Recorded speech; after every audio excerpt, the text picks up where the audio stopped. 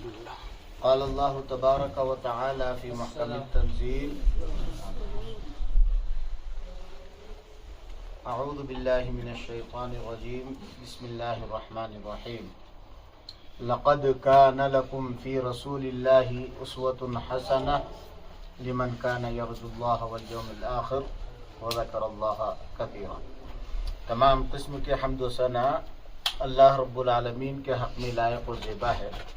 درود و سلام کا نزول ہو تمام انبیاء کرام علیہم الصلاۃ والتسلیم پر، بالخصوص ہم تمام کے نبی پیارے نبی محمد صلی اللہ علیہ وسلم۔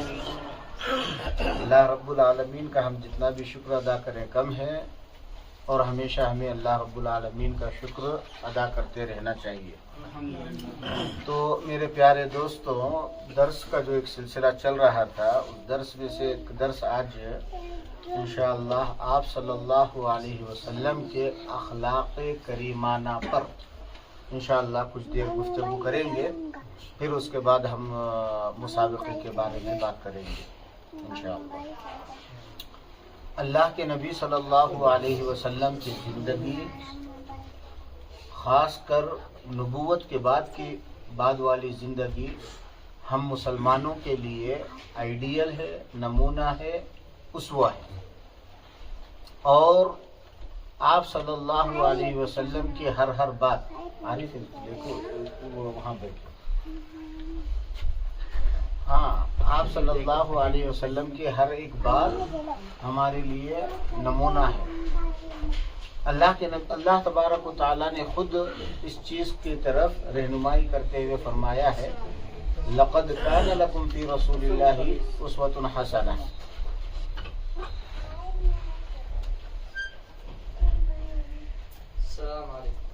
وعلیکم السلام وعلیکم السلام ورحمۃ اللہ وبرکاتہ۔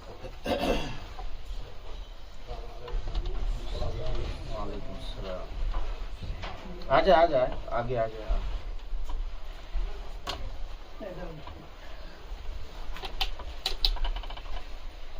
کیمرہ تو بند ہو گیا تو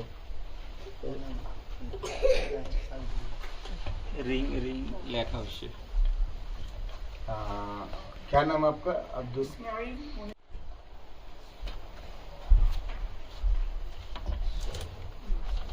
وعلیکم السلام۔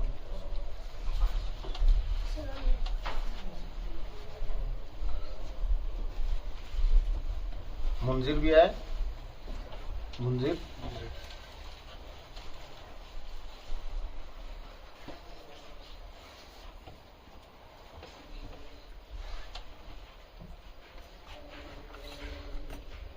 تو اللہ تبارک و تعالیٰ نے آپ کی زندگی کو ہمارے لیے نمونہ بنایا ہے، آئیڈیل بنایا ہے، جس کی دلیل لقد کان لکم فی رسول اللہ اسوۃ حسنہ میں موجود ہے کہ اللہ کے نبی صلی اللہ علیہ وسلم کی زندگی ہمارے لیے آئیڈیل ہے۔ تو میرے پیارے دوستوں، آپ صلی اللہ علیہ وسلم کا ہر عمل، چھوٹا ہو بڑا ہو، جو آپ نے کر کے دکھایا، جو آپ نے کہہ دیا، اور جو آپ صلی اللہ علیہ وسلم کے صحابہ نے آپ کے سامنے کیا، اس پر آپ صلی اللہ علیہ وسلم نے کوئی نکیر نہیں کی، ہاں، کوئی انگلی نہیں اٹھائی، تو وہ چیز بھی ہمارے لیے قابل نمونہ ہے، قابل عمل ہے۔ اگر ان کو ہم چھوڑتے ہیں، اگر اس عقیدے کے ساتھ چھوڑتے ہیں کہ یہ عبث کام ہے، یہ بیکار کی بات ہے، تو جو ہے ہم کفر میں داخل ہو سکتے ہیں، کیونکہ اشہد ان لا الہ الا اللہ و اشہد ان محمدًا عبدہ و رسولہ، یعنی جس طرح اشہد ان لا الہ الا اللہ یا پھر لا الہ الا اللہ کہہ کر کے ہم تصدیق کرتے ہیں، تمام معبودان باطلہ کی تردید کرتے ہیں اور اللہ کی عبادت کو ثابت کرتے ہیں، تو محمد الرسول اللہ میں بھی کیا ہے، ان کے بھی، نبی صلی اللہ علیہ وسلم کے بھی کچھ تقاضے ہیں۔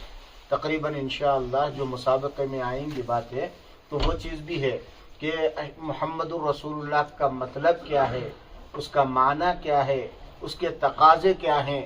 ہاں، ان تقاضوں میں کیا ہے، ایک تقاضا یہ بھی ہے کہ نبی صلی اللہ علیہ وسلم پر جو کچھ اترا ہے اس پر ایمان لانا، جو کچھ آپ نے کہا ہے اس کی تصدیق کرنا، ہاں یہ بھی جو ہے نا محمد رسول اللہ صلی اللہ علیہ وسلم کے تقاضوں میں سے ایک ہے اور محمد رسول اللہ کے معنوں میں سے ایک معنی ہے۔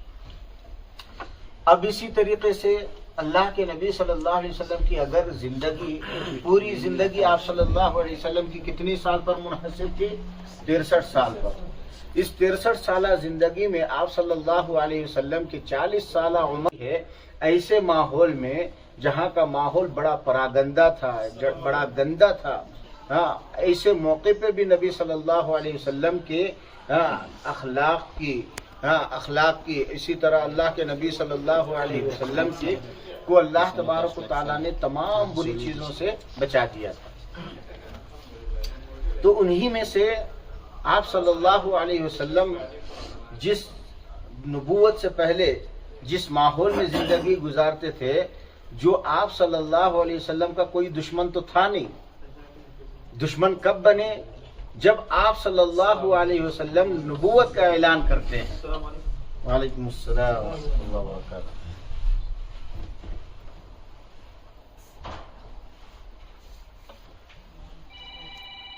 کون ہے آپ کے ساتھ طارق؟ محمد شمون۔ اور کون ہے؟ ہاں اشرف العالم۔ ہاں السلام علیکم ورحمۃ اللہ وبرکاتہ۔ ہاں آ گئے؟ ہاں امجد نا، ٹھیک ہے، امجد وہیں نیچے ہے، اسے بلائیے اور وہ پیسہ بھی اس کے پاس ہے۔ ہاں ٹھیک۔ کیا نام؟ کون سا عالم؟ اشرف العالم۔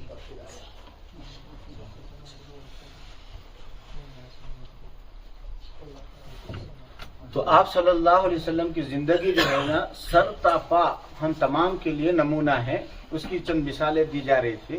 ان میں آپ صلی اللہ علیہ وسلم کی جو نبوت سے پہلے کی زندگی گزری ہے، بڑی کوئی دشمن نہیں تھا۔ دشمنی کب سے ہوئی ہے؟ ہاں دیکھو امجد، دیکھو وہ کھانا لے کے آئے، پہلے وہ لے لو وہاں سے۔ دشمنی کب سے شروع ہوئی ہے؟ جب آپ صلی اللہ علیہ وسلم کو نبی بنایا گیا۔ نبی بنائے جانے کے بعد آپ صلی اللہ علیہ وسلم کوہ صفا پر، جہاں سے ہم جو ہے نا اپنی سعی شروع کرتے ہیں، عمرے میں ہو حج میں ہو، اس پہاڑ پر جو ہے نا کھڑے ہو جاتے ہیں، اور اس وقت جب پہاڑ پہ کھڑے ہو جاؤ تو پورا مکہ نظر آتا تھا، کھلا میدان تھا۔ تو آپ صلی اللہ علیہ وسلم کے سامنے، یعنی جو کوہ صفا ہے، پہاڑ ہے، سامنے جو ہے نا لوگ تھے، پیچھے جو ہے نا خالی ایریا تھا پہاڑ کے پیچھے۔ تو آپ صلی اللہ علیہ وسلم نے پہلے ان لوگوں سے جو آپ کے سامنے تھے، جن کے ساتھ آپ نے زندگی گزاری، پوچھا میرے بارے میں تمہاری کیا رائے ہے؟ تو کہا سبوں نے ایک زبان کہا، ہم نے آپ کو سچا جانا ہے، سچی زندگی گزارتے دیکھا ہے، کبھی جھوٹ بولتے نہیں دیکھا۔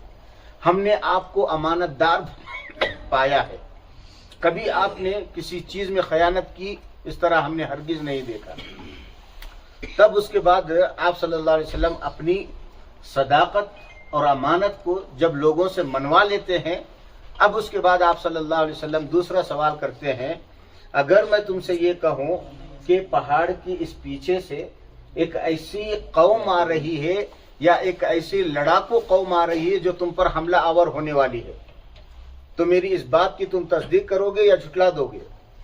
تو سبوں نے کہا کہ ہم نے کبھی آپ کو جھوٹ بولتے نہیں دیکھا، اگر آپ اب کوئی بات بولتے ہیں کہ سامنے سے ایک لشکر آ رہا ہے جو تم پر حملہ آور ہوگا، تو یقیناً یہ بات درست ہوگی، ہم اس کی بھی تصدیق کرتے ہیں۔ تب جب صداقت لے لی، اب اس کے بعد آپ صلی اللہ علیہ وسلم اپنا مدعا رکھتے ہیں کہ اللہ رب العالمین نے مجھے نبی بنایا ہے، اللہ رب العالمین نے مجھ پہ قرآن نازل کر رہا ہے، جس کا سلسلہ مدنی زندگی میں آخری وقت میں ختم ہوتا ہے۔ یہ قرآن نازل کیا ہے اور برائی سے روکنے کا حکم دیا ہے، اچھے کام کرتے رہنے کا حکم دیا ہے۔ جب آپ نے اپنی نبوت کا اعلان کیا، اب وہاں سے دشمنی شروع ہوتی ہے۔ ابو جہل کہتا ہے کہ تبا لک یا محمد، ہاں اے محمد تیرے دونوں ہاتھ کٹ جائیں۔ اللہ کے نبی نے بد دعا نہیں دی، لیکن اللہ تعالیٰ کو پسند نہیں آیا۔ تبت یدا ابی لہب، ہاں تبت یدا ابی لہب وتب ما اغنی عنہ مالہ وما کسب، اللہ تعالیٰ غصہ ہو گئے۔ اور اللہ تعالیٰ نے جو ہے نا اس کے ہاتھوں کو شل کر دیا، اور اس کی بیوی کے صفات بھی جو ہے نا اس صورت میں جو ہے مذکور ہے۔ تو یہاں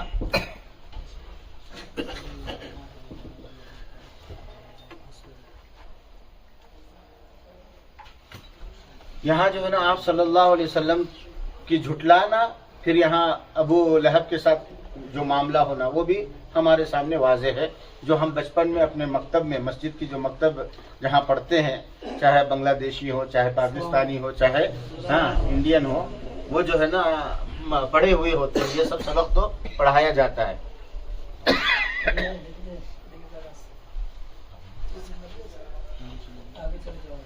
آگے آ جاؤ۔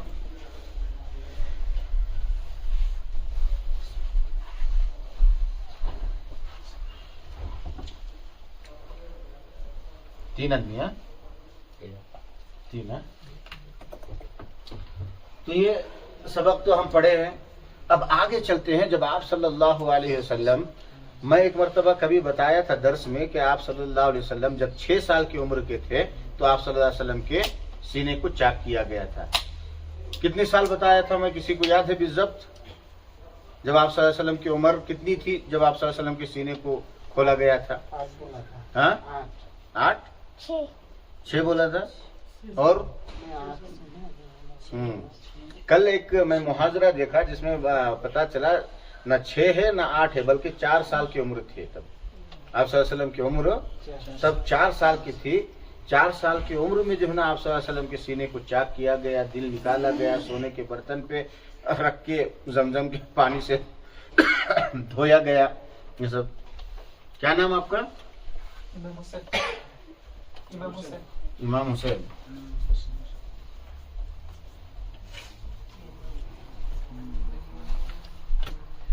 تو یہ تمام چیزیں واقعی جو ہے نا رونما ہوئے۔ بہرحال چلتے ہیں، پھر اب خدیجہ رضی اللہ تعالیٰ عنہ کے ساتھ واقعہ ہوتا ہے، پھر اس کے بعد آپ رضی اللہ تعالیٰ عنہ شادی کا پیغام پہنچاتی ہیں، شادی ہوتی ہے۔ بہرحال جب آپ صلی اللہ علیہ وسلم سن 8 ہجری میں مدینے کو چلے جاتے ہیں، مدینے کو جانے کے بعد جو ہے نا وہاں آپ صلی اللہ علیہ وسلم 8 سال زندگی گزارتے ہیں۔ اب اس کے بعد جو ہے نا جب دیکھتے ہیں کہ مسلمان اسلام میں جوق در جوق، جماعت بجماعت جو ہے نا داخل ہو رہی ہے، تو آپ کو خیال آتا ہے کہ اب جو ہے نا ہمیں مکہ فتح کرنا چاہیے۔ مکہ کیا ہے؟ نبیوں کی جگہ ہے۔ مکہ کیا ہے؟ سب سے پہلا اسلامی گھر ہے، اللہ تبارک و تعالیٰ کا گھر ہے، اسے فتح کرنا چاہیے، جو کہ کفاروں کے ہاتھ میں ہے۔ تو آپ صلی اللہ علیہ وسلم پورے پلاننگ کے ساتھ جو ہے جاتے ہیں مکہ۔ یہ فتح مکہ کے موقع پہ آپ صلی اللہ علیہ وسلم کا کردار کیا ہوتا ہے، آپ صلی اللہ علیہ وسلم کے اخلاق کیا ہوتے ہیں، آپ صلی اللہ علیہ وسلم کے اخلاق کے بارے میں پوری قرآن، جب آپ صلی اللہ علیہ وسلم سے ایک صحابی آتے ہیں، ماں عائشہ کے پاس پوچھتے ہیں کہ اللہ کے نبی صلی اللہ علیہ وسلم کے اخلاق کا ذکر کرو، اللہ کے نبی صلی اللہ علیہ وسلم کے اخلاق کیسے تھے؟ تو ماں عائشہ کیا بولتی ہیں کہ آپ یہ جو قرآن نازل ہوا ہے پورا کا پورا قرآن آپ صلی اللہ علیہ وسلم کے اخلاق ہے۔ کیا مطلب ہے؟ یعنی قرآن میں جتنی اچھی باتیں بتلائی گئی ہے وہ تمام چیزیں آپ میں موجود ہیں۔ اور اس کے بعد کیا کہا؟ وَإِنَّكَ لَعَلَىٰ خُلُقٍ عَظِيمٍ، اور یہ بھی کہا اس کے اوپر کہ آپ صلی اللہ علیہ وسلم اخلاق کے سب سے اعلیٰ درجے پر فائز ہیں۔ یعنی اخلاق کا کوئی آخری درجہ ہو سکتا ہے، اعلیٰ درجہ میں آخری جو درجہ ہو سکتا ہے اس سے بھی اوپر آپ صلی اللہ علیہ وسلم ہیں۔ وَإِنَّكَ لَعَلَىٰ خُلُقٍ عَظِيمٍ، آپ تو بلند پایا اخلاق والے ہیں۔ ٹھیک، تو جب آپ کے اخلاق ایسے تھے تو اب جب مکہ فتح کرنے کے لیے آتے ہیں ابو سفیان کون ہے؟ ان کے سسر ہیں۔ ٹھیک ہے، یہ ابو سفیان ابھی مکی زندگی کے 13 سال، پھر اس کے بعد مدنی زندگی کے 8 سال، ابھی تک وہ اسلام قبول نہیں کیے۔ اسلام کے دشمن، نبی کے دشمن، مسلمانوں کے دشمن، آپ صلی اللہ علیہ وسلم کے صحابہ کے دشمن تھے۔ کون؟ ابو سفیان۔ جب یہ مکہ فتح کرنے کے لیے نبی صلی اللہ علیہ وسلم آتے ہیں اور ابو سفیان کو اس بات کا علم ہوتا ہے کہ ابھی آپ صلی اللہ علیہ وسلم کی آمد مدینے سے مکہ کو ہو رہی ہے تو وہ ان کو معلوم ہوتا ہے کہ یہ راستے سے آنے والے ہیں، یہ راستے سے مکہ میں داخل ہوں گے. تو مکہ میں داخل ہونے کے لیے جو گیٹ تھا اس گیٹ کے پاس دونوں ہاتھوں میں 2 تیز ترار تلواریں لے کر کے کھڑے ہو گئے. کون؟ ابو سفیان کھڑے ہو گئے، اور ان کے بازو میں کون تھے؟ عباس رضی اللہ تعالی عنہ. عباس، یہ دونوں کھڑے ہوئے ہیں.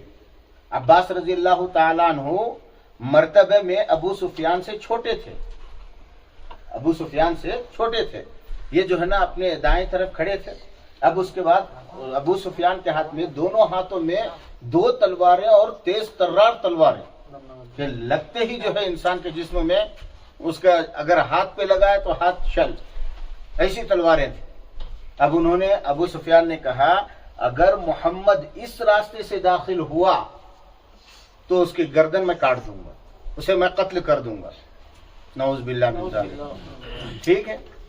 اب آپ صلی اللہ علیہ وسلم جو ہے نا جب آئے تو مکہ میں اسی راستے سے داخل ہوئے جس راستے پہ لے کر کے ابو سفیان دونوں ہاتھوں میں تلوار لیے کھڑا ہے. اب جب آپ صلی اللہ علیہ وسلم گئے تو پہلے کہا ابو سفیان نے، اے محمد رک جا، یہاں اندر داخل ہونے کی اجازت نہیں ہے. تو آپ صلی اللہ علیہ وسلم نے کہا کہ میں یہاں لڑائی کے لیے نہیں آیا ہوں، میں یہاں مصالحت کے لیے آیا ہوں، مکہ فتح کرنے کے لیے آیا ہوں. اور اس وقت مکہ کے جتنے لوگ تھے، سرداران قریش اور کفار جتنے بھی تھے، سب کے سب ڈرے ہوئے تھے، کیونکہ ان کو اب معلوم تھا کہ اب مسلمانوں کی تعداد ہم لوگوں سے زیادہ ہے. اب یہ جو ہے ہم پہ حملہ کریں گے تو ہم میں سے کوئی ایک بھی نہیں بچ پائے گا. لیکن کیا کہتے ہیں، جو بادشاہ رہے ہوتے ہیں وہ کیسے اتنے جلدی ہار مان لیں. ابو سفیان کی بھی وہی حالت تھی. ابو سفیان بادشاہ تھا اس قوم کفار کا. ابو سفیان، ابو جہل، یہ تمام جو ہے نا کیا تھے؟ بادشاہ تھے، اپنے کفار کے سردار تھے. سردار اتنی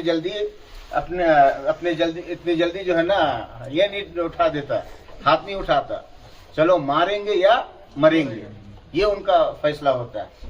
بہرحال کھڑے 2-3 صحابی جو عباس رضی اللہ تعالیٰ عنہ بھی تھے، ابھی وہ بھی اسلام قبول نہیں کیے تھے. اب اس کے بعد جب لے کے کھڑے ہوئے، اب اس کے آپ صلی اللہ علیہ وسلم، پورے مکے کے لوگ کفار سب جو ہے ابو سفیان کے پیچھے ہیں. اب آپ صلی اللہ علیہ وسلم اعلان کرتے ہیں. یہ جو اعلان ہوتا ہے اس میں 3-4 باتیں ہیں. ان میں ایک بات بڑی اہم بات ہے. پہلے کیا اعلان کرتے ہیں کہ جو کعبے کے اندر چلا گیا، یعنی جو حدود ہے، کعبے کا جو حدود ہے، جو کعبے میں آ گیا وہ مامون ہو گیا، یعنی مسلمان اسے نہیں ماریں گے، مسلمان اسے اپنی پناہ دیں گے. پہلی چیز کس کو بنایا؟ کعبے کو بنایا. دوسری چیز آپ صلی اللہ علیہ وسلم نے کیا فرمائی کہ جو اپنے گھروں میں بھی چھپ جائے اسے بھی گھر سے نکال کے نہیں ماریں گے. اگر گھر میں بھی پناہ لے لے تو اسے بھی جو ہے نا چھوڑ دیا جائے گا، نہیں مارا جائے گا. اب تیسری بات جو بولتے ہیں یہ بڑی امپورٹنٹ ہے. تیسری بات بولتے ہیں آپ صلی اللہ علیہ وسلم، جو ابو سفیان کے گھر میں یا جو ابو سفیان کے ساتھ بھی ہولے وہ بھی پناہ میں آ گیا. لوجک سمجھ میں آتی ہے میرے دوستوں؟ آتی ہے. دشمن دونوں ہاتھوں میں ایسی تلوار جو لگا دے تو کٹ جائے، جسم کے جس حصے میں لگا دے وہ حصہ کٹ جائے، وہ کھڑا ہے قتل کرنے کے لیے. آپ صلی اللہ علیہ وسلم اعلان کر رہے ہیں کعبے میں جانے والا پناہ گزی ہو گیا، جو اپنے گھر میں چھپا رہا وہ پناہ میں آ گیا، جو ابو سفیان کے گھر میں بھی پناہ لے لے وہ بھی جو ہے پناہ میں آ گیا.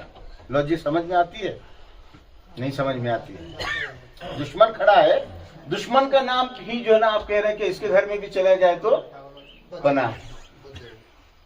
جب ابو سفیان نے نبی اکرم صلی اللہ علیہ وسلم سے یہ بات سنی، فوراً اس نے جو کلمہ کہا، واقعی وہ کلمہ سونے کے پانی سے لکھنے کے لائق ہے. کیا کہا؟ ان النبی صلی اللہ علیہ وسلم اکرم الناس فی منازلی. کیا مطلب ہے اس کا؟ نبی نے جس کو جو درجہ دینا تھا وہ درجہ دیا. اب ایک فقیر ہے اور ایک جو حکومت چلایا ہے بھائی، اس وقت کی حکومت چلانے والے کا بڑا مرتبہ ہوتا ہے، اس کا ایک مقام ہوتا ہے. تو جب آپ نے یہ بات کہی تو ابو سفیان کے دل میں اتنی گھر کر گئی کہ کہا کہ نبی نے، محمد نے وہ اتنی دشمنی کے باوجود بھی جو ہے نا لوگوں کو ان مرتبے میں رکھا، ان کو ان کا درجہ دیا. درجہ پا کر کے جو ہے نا ایک تو خوشی ہوئی ان کو. اب اس کے بعد عباس رضی اللہ تعالیٰ عنہ بازو ہی کھڑے ہیں. عباس رضی اللہ تعالیٰ عنہ کہانی بول رہے ہیں ابو سفیان کے. دیکھو کیا بول رہے ہیں محمد کیا بول رہے ہیں، سنے؟ ہاں میں سنا. سنے بات لیکن سمجھے اس کی بات کو. ہاں سمجھا میں بات. کیا کہ اور سنے کیا بولا، وہ کون سے نام سے بولا ابو سفیان کے گھر میں جو داخل ہو جائے. حالانکہ ابو سفیان نے سنی، سمجھی بات کو، سمجھا. سمجھنے کے بعد بھی جو ہے نا عباس رضی اللہ تعالیٰ عنہ، صرف اس لیے عباس رضی اللہ تعالیٰ عنہ کا دل اسلام کی طرف مائل تھا، لیکن کچھ اسباب، کچھ لوگ تھے جس کی وجہ سے کیا ہے وہ اسلام قبول نہیں کیے تھے اب تک. لیکن اب جب نبی صلی اللہ علیہ وسلم سے ابو سفیان کے بارے میں ابو سفیان کا نام لے کر کے کہا تو ابو سفیان کو مخاطب سنے کیا بول رہے ہیں کہ جو ابو سفیان مکہ میں سوائے تمہارے کوئی نہیں ہے، تمہارا نام لے کر کے یہ کہہ رہا ہے محمد. اب ایک تو یہ خود سنے تھے اور یہ جو ہے نا ان کو باتیں بتا کر کے اور بھی پکا کر دیے. اب اس کے بعد وہ گھر چلے جاتے ہیں اندر. کون؟ ابو سفیان. تھوڑی دیر بیٹھے رہتے ہیں، سوچتے رہتے ہیں کیا کریں کیا نہیں کریں. اتنے میں پھر عباس رضی اللہ تعالیٰ عنہ جو ہے نا کے پاس آتے ہیں. ابو سفیان آتے کہتے ہیں کیا ایسا ممکن ہے کہ محمد مجھے معاف کر دے اور دائرہ اسلام میں مجھے داخل کر لے؟ اس سے اعلیٰ اخلاق کیا ہو سکتے ہیں؟ دشمن جو ہے، جو 2 منٹ پہلے دونوں ہاتھوں میں 2 تلواریں لیے کھڑا ہے کہ اگر محمد آئے تو قتل کر دوں، لیکن اب وہی ابو سفیان عباس رضی اللہ تعالیٰ عنہ سے مشورہ لیتے ہیں کہ میں اسلام قبول کرنا چاہتا ہوں، کیا میں محمد کے پاس جاؤں گا تو محمد مجھے قبول کریں گے؟ اب آپ صلی اللہ علیہ وسلم کعبہ کے پاس ہے. آپ صلی اللہ علیہ وسلم کے پاس ابو سفیان آتا ہے، آ کر کے کہتا ہے کہ اے محمد میں اسلام قبول کرنا چاہتا ہوں. آپ صلی اللہ علیہ وسلم نے سنا، سننے کے بعد بھی انسنی کر دی، گویا کہ کچھ سنا ہی نہیں. پھر اس کے بعد کہتا ہے کہ محمد میں اسلام قبول کرنا چاہتا ہوں. پھر آپ صلی اللہ علیہ وسلم جو ہے چلتے چلتے پہاڑ کی طرف چلے گئے. کہاں؟ یہ کعبہ ہے تو کوہ صفا جہاں سے ہم صحیح شروع کرتے ہیں وہاں چلتے چلتے چلے گئے، پیچھے پیچھے دوڑتا چلا گیا. اب عباس رضی اللہ تعالیٰ عنہ کے پاس پھر آتا ہے، یار میں نبی صلی اللہ علیہ وسلم کو، محمد کو اتنی بار پکار رہا ہوں، وہ سن ہی نہیں رہے، مجھے کیا کرنا چاہیے؟ اب عباس رضی اللہ تعالیٰ عنہ مشورہ دیتے ہیں کہ تم وہی کلمات ادا کرو جو یوسف علیہ السلام کے پاس ان کے بھائیوں نے کلمات ادا کیے تھے. کیا کلمات ادا کیے تھے یوسف علیہ السلام کے بھائیوں نے؟ تاللہ لقد آثرک اللہ علینا وان کنا لخاطئین. تم بھی یہی بات جا کر کے بولو نبی صلی اللہ علیہ وسلم سے. مطلب یوسف علیہ السلام کا پورا واقعہ آپ کے ذہن میں ہوگا تو معلوم ہوگا. یوسف علیہ السلام کے بھائیوں نے کنویں میں ڈال دیا. یوسف علیہ السلام جو نا ایک لمبی مدت کے بعد جو ہے نا مصر گئے، مصر میں کتنی آزمائشوں سے دوچار ہوئے، پھر اس کے بعد وہاں کے بادشاہ بنے، بادشاہت یوسف علیہ السلام کے ہاتھ میں آ گئی. پھر اس کے بعد ان کے بھائیوں نے وہاں جس شہر میں رہتے تھے اس شہر میں کھانے پینے کے لالے ہو گئے تھے، تو یعقوب علیہ السلام نے کہا کہ وہاں ایک بادشاہ ہے، جاؤ ان کے پاس، وہاں سے جا کر کے جو ہے نا وہ فری میں ڈسٹریبیوٹ کر رہے ہیں راشن، وہاں سے لے کر کے آ جاؤ. یوسف علیہ السلام کے بھائی جو ہے جاتے ہیں، لیتے ہیں یوسف علیہ السلام اپنے اس بھائی کو رکھ لیتے ہیں جن کو اس سے زیادہ لگاؤ ہوتا ہے، اور ایک بہانے سے رکھتے ہیں. ان کے سامان میں جو ہے نا کوئی چیز ڈال دیتے ہیں، پھر اعلان کرتے ہیں کہ بھائی بادشاہ کی ایک چیز گم ہو گئی ہے، جتنے لوگ آئے ہیں سب کے جو ہے نا چیک کریں گے. تو خود یوسف علیہ السلام نے ڈالا تھا. ہاں، جب چیک کرنے پہ جو ہے نا بنیامین کے جھولے میں نکلتا. کوئی بات نہیں، اللہ جزائے خیر دے، اللہ جزائے خیر دے، اللہ کام کو آسان کرے. تو یوسف علیہ السلام جان بوجھ کے رکھ دیے. پھر اس کے بعد نکالنے پہ ان کیس میں ان کو رکھ لیے. اب ان لوگوں کو جو 10 بھائی تھے، پہلے 11 تھے نا، اب بنیامین بھی آ گئے. اب ان 10 بھائیوں کو جو ہے نا پریشانی بڑھتی گئی. ہم نے یوسف کے ساتھ ایسا کیا تھا. جب ابو کے سامنے ہم نے کہا تو ابو روتے آج تک رو کے ان کی بینائی ختم ہو گئی. اب جب اس بڑھاپے کی عمر میں، اس کمزوری کی عمر میں اگر ہم یہ بتائیں گے کہ ہمارے چھوٹے بھائی نے ایسا کیا، ان کو وہاں بادشاہ نے پکڑ لیا، تو کیا حال ہوگا ابو کا، یہ سوچ کر کے پریشان ہو گئے تھے. ایک تو ہمارے ابو یقین بھی کریں گے نہیں کریں گے وہ بھی نہیں معلوم. بہرکیف یہ تمام چیزیں ہونے کے بعد یوسف علیہ السلام کے بھائی پکڑ لیتے ہیں. وہ یوسف علیہ السلام پہچان لیتے ہیں اپنے بھائیوں کو، لیکن وہ یوسف علیہ السلام کو نہیں پہچانتے. تو پھر وہاں سے جو ہے نا آپ یوسف علیہ السلام خود کہتے ہیں کہ قال انا یوسف وهذا اخي قد من الله علينا انه من يتقي ويصبر فان الله لا يضيع اجر المحسنين. تو یوسف علیہ السلام خود اپنا تعارف کرا دیتے ہیں بھائیوں کے پاس. تو اب جب بھائیوں کو معلوم ہوتا ہے کہ یہ وہی یوسف ہے جس کے ساتھ بچپن میں ہم نے ایسا کیا تھا، تو ان کو شرمندگی ہوتی ہے. تب وہ بھائی کہتے ہیں تاللہ لقد آثرک اللہ علینا، اللہ کی قسم میرے بھائی ہم تمام کو جو ہے نا معاف کر دو. آثرک اللہ علینا وإن كنا لخاطئین، یقیناً ہم کیا ہے خطا کار تھے، ہم جو ہے نا گناہ میں پھنس گئے تھے، شیطان کا غلبہ ہم پر آ گیا تھا، حسد آ گیا تھا، تو ہمیں معاف کر دو. تو یوسف علیہ السلام کیا کہتے ہیں قال لا تثریب علیکم اليوم، جاؤ آج میں تم سب کو معاف کرتا ہوں. یغفر اللہ لکم، صرف معاف نہیں کرتا ہوں، دعا بھی کرتا ہوں کہ میرا رب تمہیں معاف کر دے. تو جب عباس رضی اللہ تعالیٰ عنہ کے پاس آتے ہیں، آ کر کے کہتے ہیں کہ محمد تو میری طرف التفات ہی نہیں کر رہے ہیں، میری بات ہی نہیں سن رہے ہیں، تو میں کیا کروں. تو آپ نے یہی مشورہ دیا جو یوسف کے بھائیوں نے کیا تھا، جو کلمات ادا کیے تھے وہی کلمات ادا کرو. اب اس کے بعد نبی صلی اللہ علیہ وسلم پہاڑی کی طرف آپ کا چہرہ ہے، ابو سفیان آپ کے پیچھے ہے. آپ صلی اللہ علیہ وسلم 2 مرتبہ وہاں بھی سنے تھے کعبے کے پاس، اے محمد میں اسلام قبول کرنا چاہتا ہوں، لیکن انسنی کرتے ہوئے آ گئے. راستے میں بھی سنا آپ نے، انسنی کر دیا. اب یہاں کھڑے جب یہ کلمات ادا کیے لا تاللہ لقد آثرک اللہ علینا وإن كنا لخاطئین، تو آپ صلی اللہ علیہ وسلم رو پڑتے. پہاڑی کے پیچھے آپ کا چہرہ ہے، آپ کی آنکھوں سے ابو سفیان کی زبان سے یہ کلمات سن کر کے آپ کے آنسو جاری ہو جاتے ہیں. اب اس کے بعد پھر پلٹ کر کے کہتے ہیں ہاں بولو ابو سفیان کیا بولنا چاہتے ہو. خود آپ کے رشتے میں کیا ہوتے ہیں، سسر ہیں، لیکن اسلامی رشتہ کا الگ چیز ہے، اور جو ہے سسرالی رشتہ یا خونی رشتہ الگ چیز ہے. اسلام سے اس کو مت جوڑیے کہ یہ میری ماں تھی، یہ میرا باپ تھا. اس طرح اگر دیکھے تو کوئی بھی اسلام قبول نہیں کرتا. ہاں، اسلام میں اس کی حقیقت ہی نہیں ہے.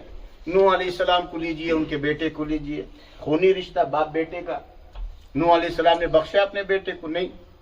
ہاں، خود نوح علیہ السلام اللہ تعالیٰ سے کہتے ہیں کہ اے اللہ یہ میرے گھر والا ہے، میرا بیٹا ہے، اسے تو معاف کر دے، اسے تو میرے ساتھ بھیج دے. جب آپ علیہ السلام کشتی میں بٹھا رہے تھے لوگوں کو، تو اللہ تبارک و تعالیٰ کیا فرما انہ لیس من اہلک، یہ تمہارے اہل میں سے نہیں ہے. انہ لیس من اہلک انہ عمل غیر صالح، اس کا عمل جو تھا وہ قابل حجت نہیں تھا. نبی کے بارے میں اس کا عقیدہ کچھ اور تھا، اللہ کے بارے میں اس کا عقیدہ کچھ اور تھا، اللہ کی عبادت میں غیر کو شریک کرنے والا تھا. کیسے وہ تمہارے اہل میں سے ہو سکتا ہے؟ خون ہو سکتا ہے تمہارا، لیکن تمہارا اہل میں سے نہیں ہے. بھگا دیا. اور ابراہیم علیہ السلام کو دیکھیے، باپ کو کتنے پیار سے کئی مرتبہ سمجھاتے ہیں، جس کو سورۃ مریم میں اللہ تبارک و تعالیٰ نے نقل کیا ہے، یا ابتی یا ابتی یا ابتی، اے میرے پیارے ابا جان، لم تعبد ما لا يسمع ولا يبصر عنك شيئا، ایسے کہ کیوں عبادت کر رہے ہیں جو سن نہیں سکتا، جو دیکھ نہیں سکتا؟ جب سن اور دیکھ نہیں سکتا تو تمہاری ضرورتوں کو، تمہاری حاجتوں کو کیسے پوری کر سکتا ہے؟ پھر واضح انداز میں کہتے ہیں یا ابت لا تعبد الشیطان، شیطان کی عبادت مت کرو. ہاں، یہ خود گمراہ ہے اور لوگوں کو گمراہ کرتا ہے، اور یہی اس کا کام ہے. یہ تمام باتیں ابراہیم علیہ السلام اپنے والد کو کتنے پیار سے اسلام کی طرف بلاتے ہیں، لیکن وہ نہیں آتا ہے. پھر کیا ہوگا آخر کار؟ ہاں، ایک روایت کے مطابق جہنم میں جو ہے نا کسی کیڑے کی شکل میں یا کسی جانور کی شکل میں وہ ہوں گے. ابراہیم علیہ السلام فٹ بال کی طرح اسے لات ماریں گے. کہاں پہنچے گا؟ جہنم. یعنی اسلام میں باپ کا ماں کا رشتہ اہم نہیں ہے اسلام میں. اور اسی طریقے سے آپ دیکھیں آسیہ کہاں، فرعون کہاں. ہاں، فرعون بادشاہ اور کافر ظالم، اور ان کی بیوی ایسی نیک جن کے بارے میں نبی اکرم صلی اللہ علیہ وسلم نے فرمایا دنیا کی 4 عورتیں مکمل عورتیں ہیں اور بہترین عورتیں، ان میں سے آسیہ بھی ہیں جو فرعون کی بیوی ہے، جن کا ذکر اللہ تعالیٰ نے قرآن میں نازل فرمایا ضرب اللہ مثلا للذین آمنوا امرأۃ فرعون. مومنوں کے لیے. وعلیکم السلام ورحمۃ اللہ وبرکاتہ. مومنوں کے لیے فرعون کی بیوی کیا ہے؟ مثال ہے کہ کیسے وہ کافر کے گھر میں رہ کر کے کیسے اسلام پر ثابت قدم رہتی ہیں اور اس کی مشکلوں کو جو ہے نا سہتی ہیں. سہ کر کے جو ہے نا پھر اللہ تبارک و تعالیٰ سے دعا کرتی ہیں رب ابن لی عندک بیتا فی الجنہ، ہے اللہ تو میرے لیے جنت میں گھر بنا دے. اللہ تبارک و تعالیٰ جنت میں گھر بناتا ہے.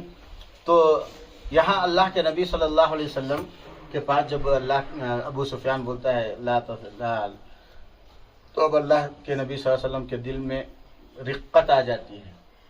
اب آپ صلی اللہ علیہ وسلم گھومتے ہیں، کہتے ہیں لا تثریب علیکم اليوم، آج تم سے کسی چیز کی پکڑ نہیں ہے. یغفر اللہ لکم، میں بھی معاف کرتا ہوں اور اللہ سے تمہارے حق میں معافی کی درخواست پیش کرتا ہوں، اللہ تعالیٰ تمہیں معاف کرے. اس کے بعد وہ اسلام قبول کرتا ہے. دیکھیے یہاں جو دونوں ہاتھوں میں تلوار لیے کھڑا تھا، ارادہ کیا تھا کہ محمد آئے تو اسے مار دوں، محمد آئے تو اسے قتل کر دوں. اور وہ نبی صلی اللہ علیہ وسلم کیا کہہ رہے تھے؟ جو سفیان کے گھر میں پناہ لے لے وہ بھی جو ہے نا پناہ میں آ گیا. یہ کہتے ہیں علماء کہ اللہ کے نبی صلی اللہ علیہ وسلم نے جلد کی نہیں، دور اندیشی سے کام لیا، دور اندیشی سے کام لیا اور حکمت سے کام لیا. حکمت کا ادعو الی سبیل ربک بالحکمت والموعظۃ الحسنہ، تم اللہ کے بندوں کو اللہ کی طرف حکمت سے بلاؤ، موعظت سے بلاؤ. جو ہم بیٹھ کر کے سن رہے ہیں نا، یہ موعظت ہے. یہ کیا ہے؟ موعظت ہے، جس کو ہم بنگلہ زبان میں تفسیر کہتے ہیں، جس کو ہم انڈین اور پاکستانی کیا بولتے ہیں؟ نصیحتیں، ہاں، یا نصیحت والے باتیں، یا دینی پروگرام، یا کچھ بھی کہہ لیں. تو یہ جو ہے نا اللہ کے نبی صلی اللہ علیہ وسلم کی حکمت تھی، جو آپ نے کہا کہ ابو سفیان کے گھر میں پناہ لینے والا بھی پناہ گزین ہے. جیسے ابو سفیان نے کہا، جب اللہ کے نبی صلی اللہ علیہ وسلم نے اپنے راضی ہونے کا اعلان کر دیا، تو ابو سفیان اپنا ہاتھ اٹھا کے کہتا اشہد ان لا الہ الا اللہ واشہد ان محمدا عبدہ ورسولہ. جیسے ابو سفیان اسلام قبول کرتا ہے، جتنے لوگ پیچھے تھے سب کے سب کہتے ہیں اشہد ان لا الہ الا اللہ واشہد ان محمدا عبدہ ورسولہ. اور یہ کوئی 1000 کی تعداد میں نہیں، 10,000 سے زیادہ کی تعداد میں تھے. 1000 نہیں تھے، 100 نہیں تھے، 10,000 سے زیادہ کی تعداد تھی. جب ابو سفیان کو اسلام قبول کرتے سنا تو سبوں نے اب ایک زبان ہو کر کے اشہد ان لا الہ الا اللہ واشہد ان محمدا عبدہ ورسولہ کا اعلان کیا. یہ تھی نبی صلی اللہ علیہ وسلم کی حکمت، جو کہا کہ ابو سفیان کے گھر میں بھی جو پناہ لے وہ بھی پناہ میں آ گیا. یہ تھے ہمارے نبی صلی اللہ علیہ وسلم کے اخلاق، یہ تھے ہمارے نبی صلی اللہ علیہ وسلم کی دور اندیشی. ہاں، اس کے بعد پھر جب مکہ فتح ہو گیا تو آپ صلی اللہ علیہ وسلم جو ہے نا مدینہ آتے ہیں، پھر مدینہ میں جو ہے نا زندگی گزارتے ہیں. پھر آپ کا آخری وقت آتا ہے. انشاءاللہ اس کے لیے جو ہے نا ایک طول طویل خطبے کی ضرورت ہے، ایک طول طویل محاضرے کی ضرورت ہے. بہرحال میں اپنی بات کو یہی ختم کرتا ہوں، اس امید کے ساتھ کہ انشاءاللہ ہم بھی اچھے اخلاق والے بنیں گے.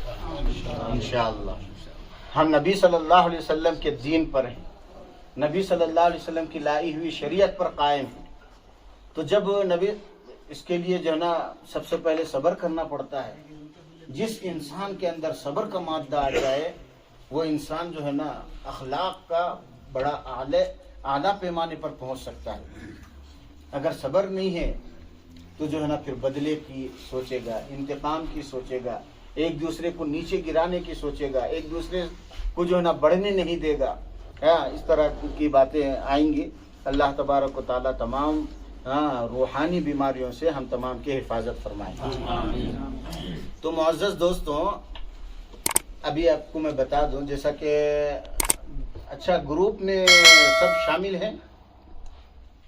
گروپ میں کون کون شامل ہے ذرا ہاتھ اٹھائے تو، یعنی جو واٹس ایپ گروپ ہے ہمارا. ہاں، شامل ہونے والے ہاتھ اٹھائے.